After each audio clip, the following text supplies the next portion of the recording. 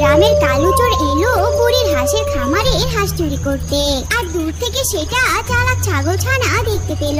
ওরে বাজের কাছে আর তার বড় বড় শিং দিয়ে দিল গুঁতো। চালাক ছাগলের শিঙের গুঁতো খেয়ে কালো চোরা এক দৌড়ে সেখান থেকে পালিয়ে গেল। এভাবে চালাক অনেকদিন আগের কথা।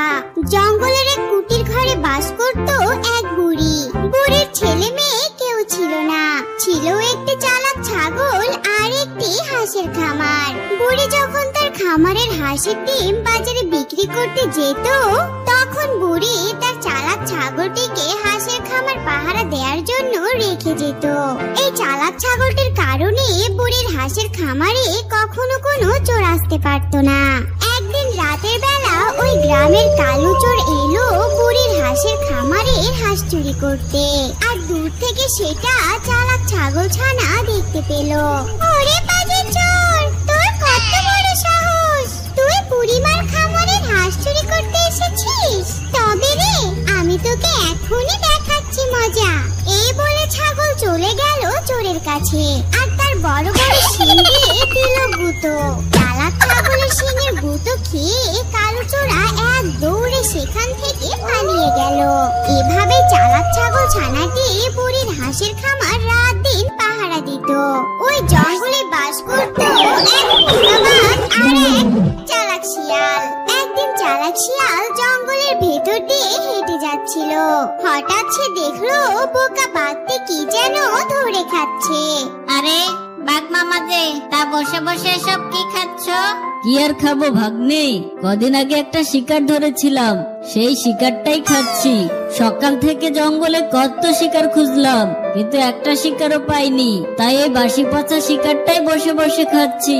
কি বলছো কি মামা, তুমি এত বড় একটা প্রাণী হয়ে এ কদিনের বাসি পচা শিকারটা খাচ্ছ? এটা যদি কেউ জানে তোমার কি মান সম্মান থাকবে বলো? খিদের জ্বালা সহ্য করতে পারছি না ভাগ্নে, এখানে মান সম্মানের ভয় করে কি লাভ বল? যদি বেঁচেই না থাকি তাহলে মান সম্মান দিয়ে কি করব?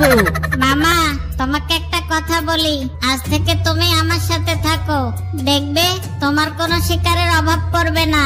আমি তোমাকে শিকার ম্যানেজ করে দিব। হ্যাঁ হ্যাঁ ভাগ্নে, শুনেছি তোর মাথায় নাকি অনেক বুদ্ধি, সবাই তো তোকে পণ্ডিত বলে ডাকে। আচ্ছা ঠিক আছে, আজ থেকে আমি তোর সাথেই থাকবো। তা ভাগ্নে, খাবি নাকি এই বাসি শিকারটা? তুমি যখন বলছো দাও দেখি একটু খেয়ে কেমন লাগে, যদি আমার পেটটা ভরা আছে। আচ্ছা ঠিক আছে ভাগ্নে, এই নে, তাড়াতাড়ি খাওয়া শেষ কর। তা ভাগ্নে, শিকার তো খাওয়া শেষ হলো, এখন তো রাতের জন্য শিকার ধরতে হবে, তা কি বুদ্ধি করলি?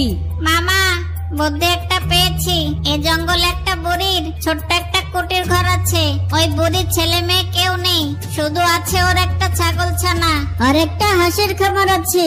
হ্যাঁ হ্যাঁ, ওই বুড়ির কথা তো আমি শুনেছি, কিন্তু ওই বুড়ির ছাগলটা নাকি অনেক চালাক, যে ওখানে হাঁস চুরি করতে যায় তাকে নাকি গুঁতো মেরে তার পেটটা ফুটো করে দেয়, আর সারাক্ষণ সেই হাঁসের খামারটা পাহারা দিতে থাকে, কাউকে নাকি ওখানে ঘেঁচতেই দেয় না।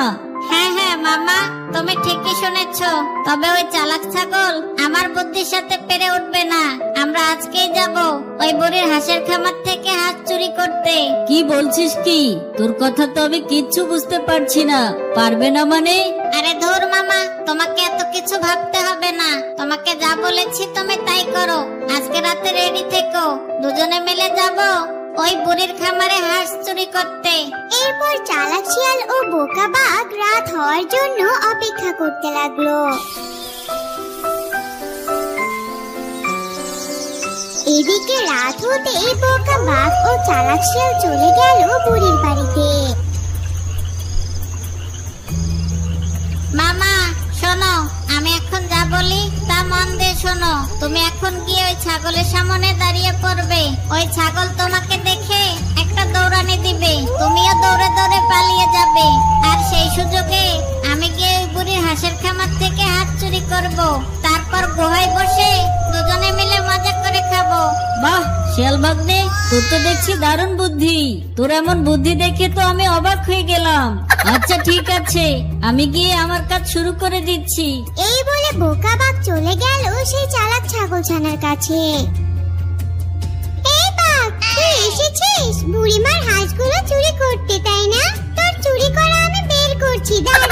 এই বলে ছাগল তার লম্বা লম্বা শিং দিয়ে বাঘকে গুঁতোতে লাগলো।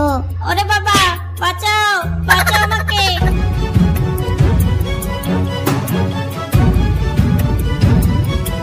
এই তো সুযোগ পেয়েছি, এই সুযোগে বুড়ির হাঁসের খামার থেকে কয়েকটা হাঁস চুরি করি। এই বলে শিয়াল চলে গেল বুড়ির হাঁসের খামারে আর গিয়ে কয়েকটা হাঁস চুরি করে নিয়ে পালিয়ে গেল।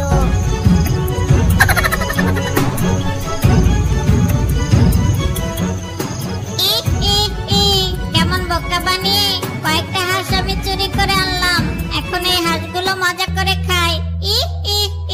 ওই বোকা বাঘকে ওই হাঁসের ভাগ দেব না।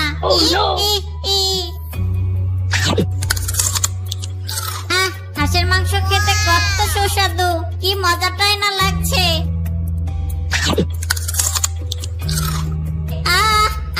এমন মাংস কতদিন খাইনি।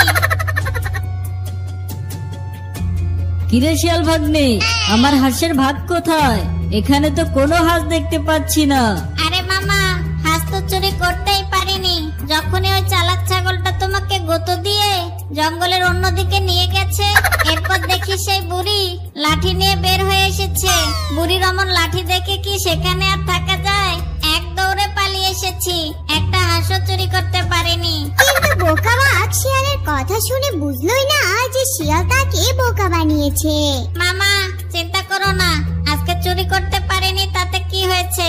কাল রাতে আবার যাব চুরি করতে, দেখবে কাল রাতে ঠিকই চুরি করতে পারবো। চিন্তা করো না মামা। এভাবেই সেই রাতটি কেটে গেল। পরদিন সকালবেলা, কে রে আমার চালাক ছাগল, আজকে তো দেখছি চারটে হাঁস নেই। আমার হাঁসগুলো কি হলো? তুই তো পাহারা দিচ্ছিলি। বুড়িমা, কাল খামারে একটা বাঘ এসেছিল হাঁস চুরি করতে। আমি ওই দুষ্টু পাজি বাঘকে গুঁতোতে গুঁতোতে জঙ্গলে নিয়ে গিয়েছিলাম। মনে হয় এই সুযোগে কেউ এসে চারটে হাঁস চুরি করে নিয়ে পালিয়ে গেছে। কি বলছিস কি? এ তো ভয়ঙ্কর কথা। তাহলে তো আজও আসবে ওরা চুরি করতে। শোন, আমি একটা বুদ্ধি দিচ্ছি। ওই বুদ্ধি অনুযায়ী কাজ করলে ওই চোরটাকে ধরতে পারবি। এরপর বুড়ির বুদ্ধি মতো চালাক ছাগলছানা সমস্ত কাজ করে রাখলো। রাতে যখন বাঘ আর শিয়াল আবারও চুরি করতে আসলো, আজও ছাগলছানা বাঘকে গুঁতোতে গুঁতোতে জঙ্গলের ভেতরে নিয়ে গেল। এই সুযোগে যেই না চালাক শিয়াল খামারের দরজা খুললো, অমনি উপর থেকে একটা ফাঁদ এসে শিয়ালের মাথার উপরে পড়ে গেল। শিয়াল বেরোনোর জন্য অনেক ছুটাছুটি করলো, কিন্তু কিছুতেই বের হতে পারলো না। হায় হায়, এটা কি হলো? আমি তো এই ফাঁদে আটকা পড়ে গেলাম।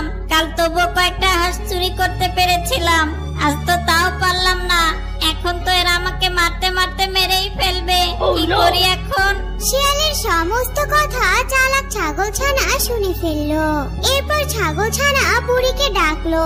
ছাগলছানা আর বুড়ি মিলে শিয়ালকে মারতে মারতে মেরেই ফেললো। এই দৃশ্য দেখে বোকা বাঘ সেখান থেকে পালিয়ে গেল।